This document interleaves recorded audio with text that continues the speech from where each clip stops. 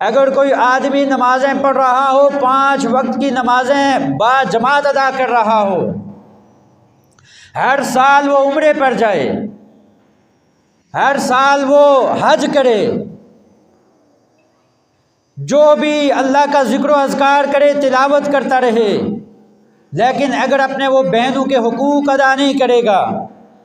اگر وہ اللہ کے راستے میں خرچ نہیں کرے گا، اپنے مال کی زکوٰۃ ادا نہیں کرے گا،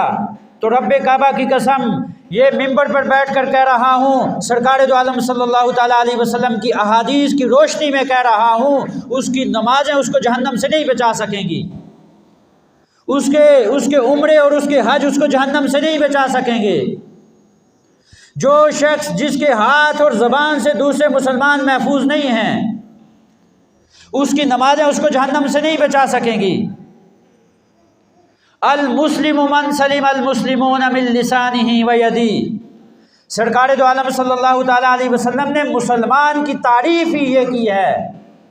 مسلمان وہ نہیں ہے کہ وہ جو لمبی لمبی نمازیں پڑھے،